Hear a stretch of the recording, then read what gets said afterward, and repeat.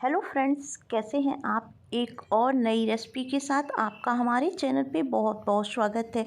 आज हम आपके साथ बहुत ही ज़्यादा चटपटी और टेस्टी रेसिपी शेयर करेंगे। अगर आपको पकौड़ी और कचौड़ी बनाना झंझट लगता है तो आप एक बार इसे बनाकर ज़रूर ट्राई करिएगा। आपको तो ये पसंद आएगी आएगी, बच्चों को भी ये बहुत ही ज़्यादा पसंद आएगी क्योंकि इसमें हमने चीज़ का यूज़ किया है। बहुत कम समय और घर पर ही रखे सामान से ये बनकर तैयार हो जाती है। चलिए तो बनाना हम शुरू करते हैं। तो सबसे पहले हम लेंगे 1 कप गेहूं का आटा और इसी में हम डाल देंगे अजवाइन। तो 1 चम्मच यहाँ पर हमने अजवाइन ली है, हाथों से ही रगड़कर अजवाइन को आटे में डाल देंगे। साथ में नमक डालेंगे, तो आधा चम्मच यहाँ हमने नमक डाल दिया है और चौथाई चम्मच हल्दी हमने कलर के लिए डाली है। अच्छे से मिक्स कर लेते हैं और इसी में से 2 बड़े चम्मच हम आटा निकाल लेंगे। बाद में बताएंगे कि हमने ये आटा क्यों निकाला है। अब बाकी के आटे का हम डो तैयार कर लेते हैं। तो थोड़ा थोड़ा पानी डालकर इसका हम डो तैयार करेंगे और इसको बिल्कुल जैसे रोटी का आटा गूंथते हैं वैसा ही हम इसे तैयार कर लेते हैं। तो ये देखिए, डो हमारा तैयार हो गया। अब हम एक स्टफिंग तैयार करेंगे। तो ये 2 मीडियम साइज़ के उबले हुए आलू हैं जिन्हें हमने ग्रेट कर लिया है। अब इसी में डाल देंगे ग्रेट किया हुआ अदरक। 1 इंच अदरक का टुकड़ा है, इसको हमने ग्रेट कर लिया है। 2 हरी मिर्च जिनको बहुत बारीक हमने काट रखा है डाल देते हैं। अब यहाँ पर 1 चम्मच हमने शेजवान चटनी डाली है। अगर आप चटपटा कम खाते हो तो आप यहाँ पर टमाटो सॉस का भी यूज़ कर सकते हैं। 1 चीज़ का क्यूब भी हम इसमें डाल देते हैं। इससे नाश्ता बहुत ही ज़्यादा चीज़ी बनेगा और बच्चों को बहुत ही ज़्यादा पसंद आएगा। तो पूरा क्यूब हमने इसमें डाल दिया है। अब इसी में डाल देते हैं कटा हुआ हरा धनिया और आधा चम्मच डाल देंगे चाट मसाला। इससे नाश्ता बहुत ही ज़्यादा टेस्टी हो जाएगा। और नमक डालेंगे तो नमक आप स्वाद के अनुसार डालिएगा और थोड़ा कम डालिएगा क्योंकि आटे में भी हमने नमक डाला था। बस अब सभी चीज़ों को अच्छे से मिक्स कर लेते हैं और ये चटपटी सी स्टफिंग हमारी बनकर तैयार हो गई। अगर आपके पास चीज़ ना हो तो बिना चीज़ के भी आप ये स्टफिंग बनाकर तैयार कर सकते हैं। अब हम डो की एक बड़ी सी लोई बनाएंगे और इसको बेल लेंगे। चलिए तो इसको हम बेल लेते हैं और इसको बिल्कुल रोटी की तरह ही हम बेलेंगे।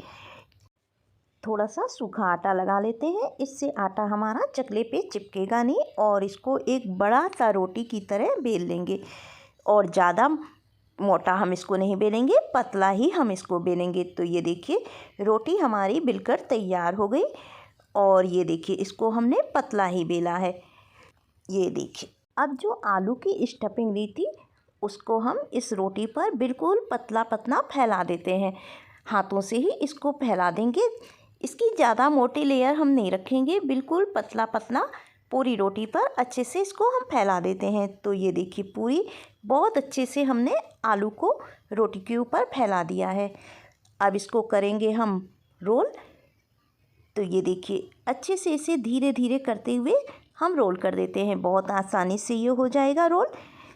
तो पूरी रोटी को इसी तरह से पहले हम रोल कर लेते हैं और किनारे के पार्ट्स को भी हम अच्छे से चिपका देते हैं।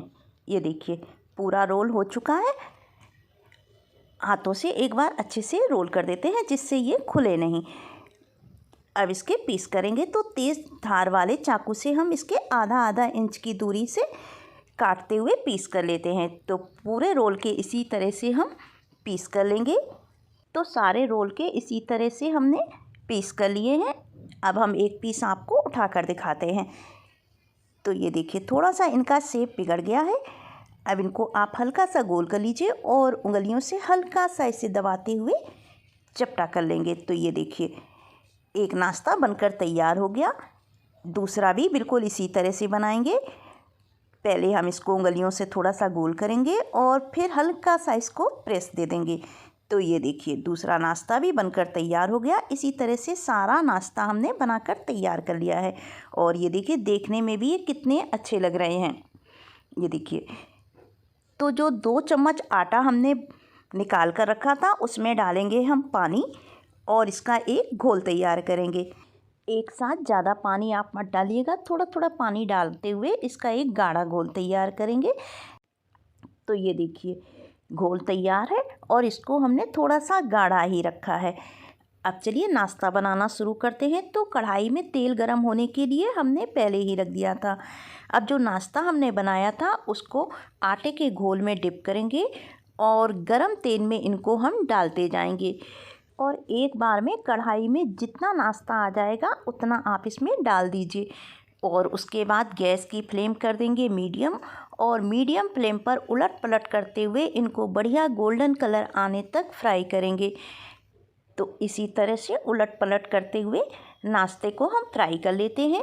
इस तरह से जब ये आप नाश्ता बनाएंगे तो आपको इसमें बिल्कुल कचौड़ी का स्वाद आएगा और बच्चों को तो ये नाश्ता बहुत ही ज़्यादा पसंद आएगा।